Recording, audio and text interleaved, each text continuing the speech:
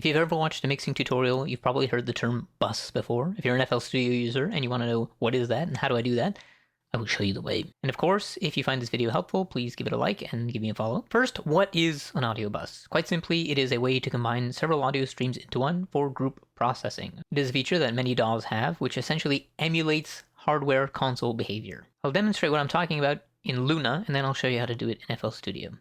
Over to Luna. In Luna, there are three kinds of tracks: audio tracks, instrument tracks, and buses, okay? Which is what we're learning about today.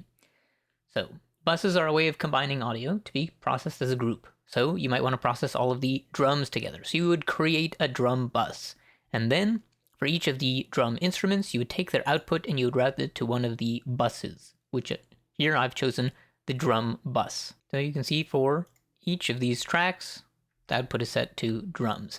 And then I have a leads bus as well, so all of my lead instruments are set to the leads bus. So that's how you set it up in most DAWs. But what about FL Studio? So in FL Studio, there is no bus system. Instead, you have a very flexible way of routing in the mixer. So let me show you. Here, I have a bunch of different channels, each of which are routed to their own mixer track, okay?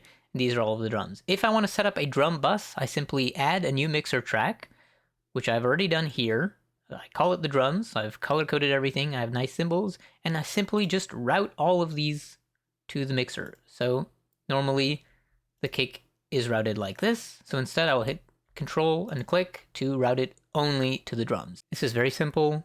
It's actually a lot easier to do and much more flexible in FL Studio, because you can route the drums into the bass if you want as well, and do all kinds of different routing options. Essentially, you're just not constrained in FL Studio, whereas in other DAWs, you are constrained.